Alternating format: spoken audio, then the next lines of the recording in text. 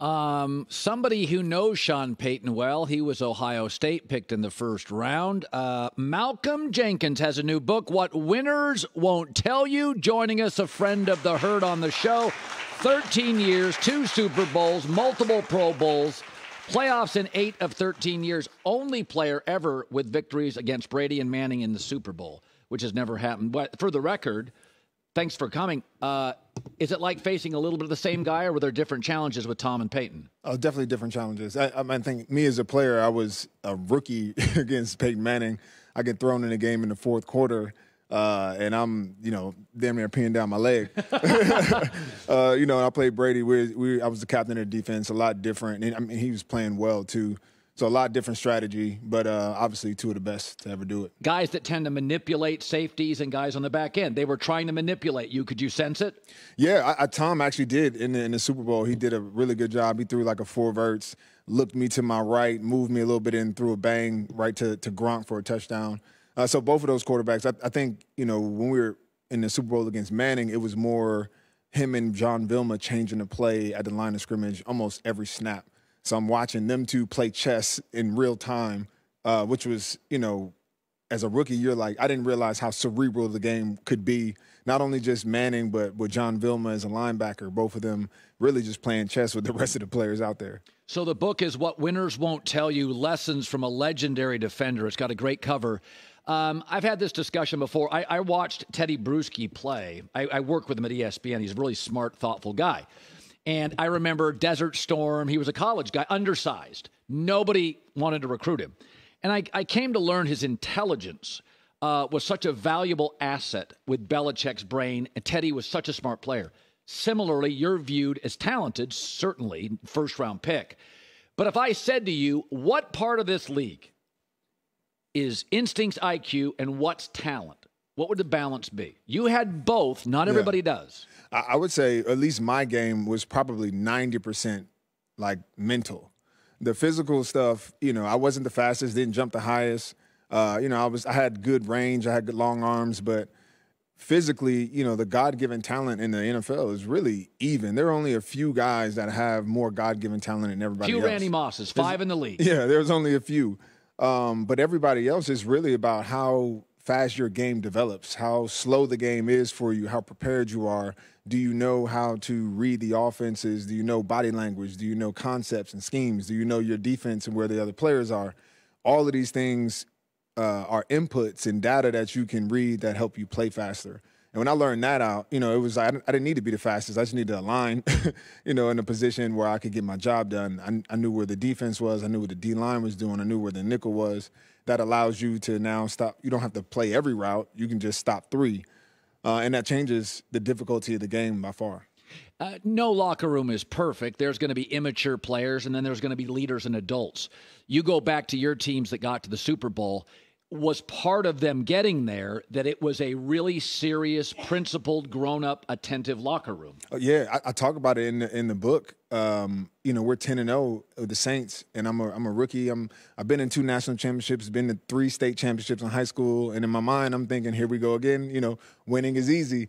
And Jonathan Vilma asks the defensive coaches to leave the room. He wants a player-only meeting. We had just beat Washington in overtime. And I'm thinking all is well. And John Vilma first calls me out, like, you can't play like a rookie. And he's flipping chairs over. And I'm like, we are 10-0.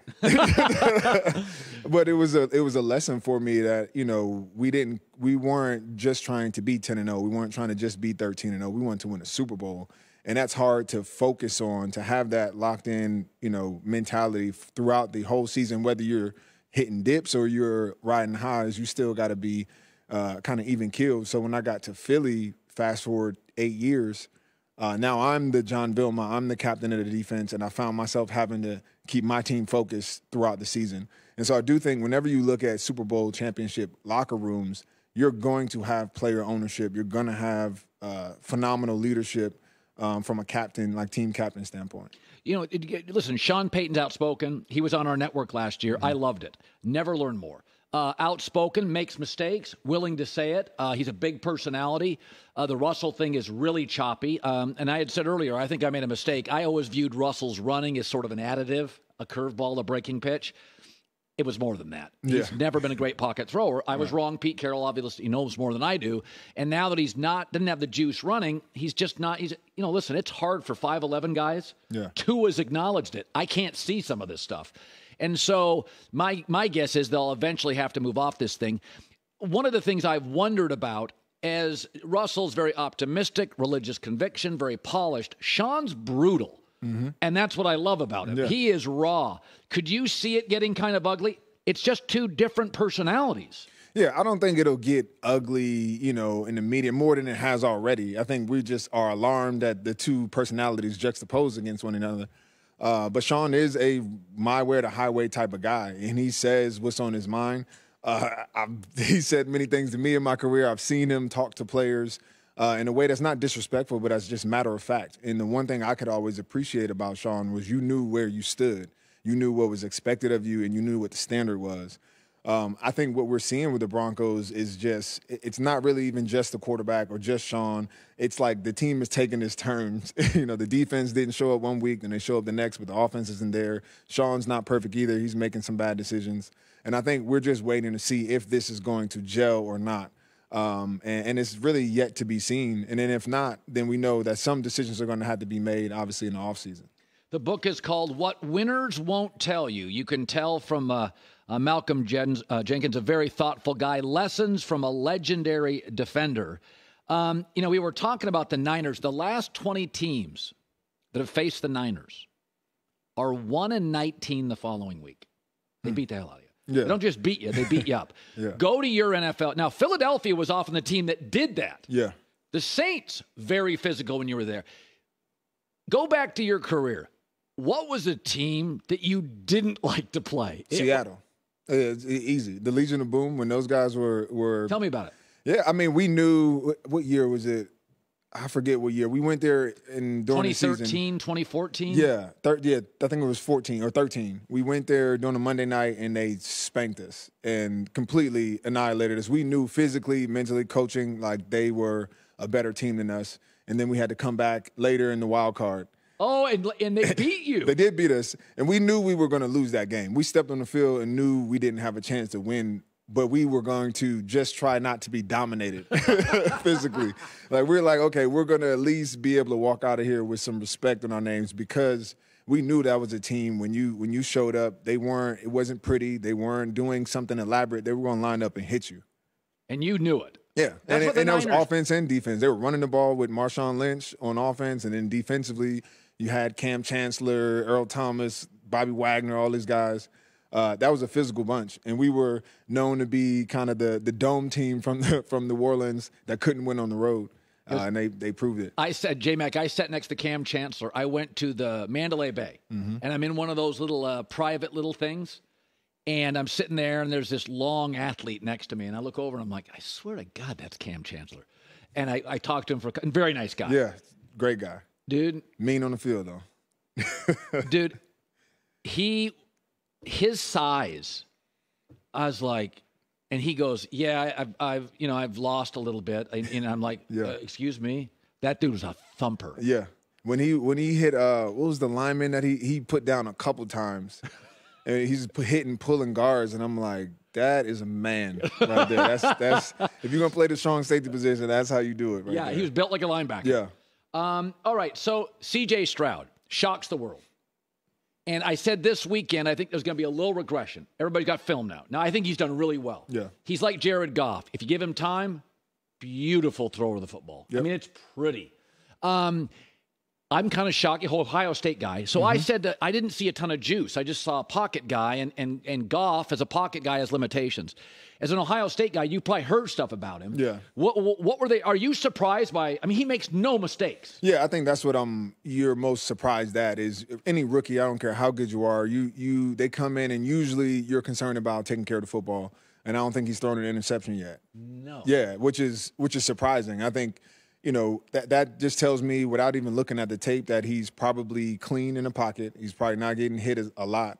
and they're making it very easy for him from a read standpoint. Simple concepts, get the ball out of his hands, keep him standing upright. And I think that's a good formula for a young quarterback. Certainly the first year. Yeah, certainly. I mean, what you don't want him to feel like is coming in and he's got to will the team to victory. That's a tough place to be in, especially if you don't have the roster around him. So, I mean, I think it's one of those things that it is surprising. I always expect, especially as a former DB, for young quarterbacks to come in and be able to get taken advantage of just a little bit. But that just hadn't been the case. What was it like to face Drew Brees in practice? Did he make you better? Oh, 100%. I mean, I remember, especially when it came to like trying to trick quarterbacks, he's one of the more cerebral quarterbacks there was. And I can remember showing, a cover 2 shell, and I'm thinking, all right, he's going to check to a run versus this. But we're in down safety, and I'm the down safety. And he checks to a pass, and I just couldn't figure it out. So after practice, I asked him, like, what were you looking at? And he's like, you and Roman actually had a really good disguise. I thought it was cover 2, but the linebacker wasn't over in the C gap, which means that you probably needed to come down and take that. And so it's like he knows the defense better than the defense half the time. I'm trying to teach the linebackers now, like, hey, when I'm disguising, you got to disguise with me. and you realize that there is, when you talk about, a quarterback at the line of scrimmage who has an awareness of the game, there is definitely a drop-off when it comes to, like, those top-tier Bradys, Breezes, Mannings, to everyone else who kind of knows.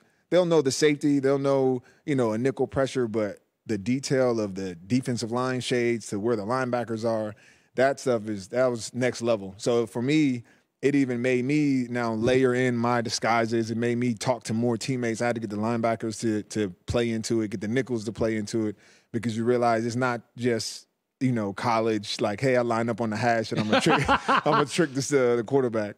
So you played for two of the most ribald, loud, raucous fan bases, Saints, Eagles. Yeah. I mean, if you had to pick two teams and say, I just want to play for a franchise where the fans care. Yeah. And this is a weird question, but a Monday night in New Orleans, a Sunday night in Philly, what is it like to be a pro athlete? You make a big play, and the Eagle fans connect with you and the Saints fans. You'll never have that high again. You'll have family highs. You'll have other things. Yeah. But that must be such an elevated – those fan bases love their players. Yeah. It's a special connection. Like I can watch it now from the stands because I'll go to the games and I'm almost like – I'm always very grateful because I didn't really understand like what stage that I was on. But now that I'm in the stands, you realize just how connected the fans are to a player. So when you make that interception, you make that tackle – and you're celebrating, you feel the entire city, matching your vibration.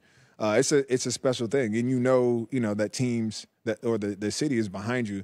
Now the difference between those cities is what happens when you lose. When things aren't going well. It gets loud in Philly. It gets real loud in Philly. I was in New Orleans last night and speaking about the book, and they asked me about the difference between the fans. I said, really, when it's going well, things are pretty comparable, but when things are split, Philly, they'll just boo you and talk bad about you. New Orleans, they'll just chalk it up and have a party in the Superdome. They'll cut the music up and just say, all right, Le Bon Temps Roulette.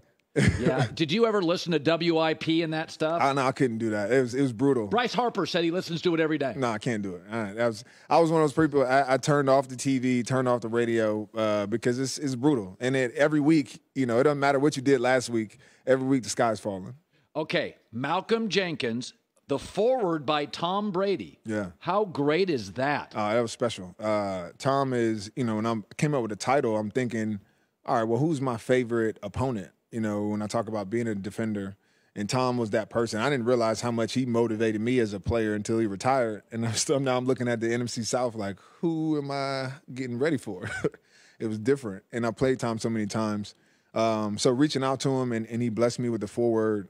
And that was special because as a competitor, I learned a lot from him. Joint practices, just watching how he prepares. Some of the things he did stuck with me my whole career. Just watching him as a young guy. So definitely super grateful for him blessing me with the forward. Well, I have a 2.5-hour flight today, and I'm going to dive into this thing. And is that a picture of you when you were a kid? Yeah, that was my first year playing.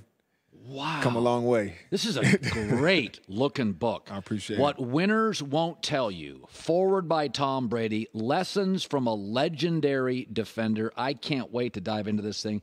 Malcom, you've always been great to our show. You have a lot of options and a lot of offers, and I always appreciate that. I appreciate you. Hi, everybody. Thanks for watching. Subscribe here to get the latest from the show. Also, be sure to check out more of the best clips from The Herd or go watch a few segments from other shows on FS1.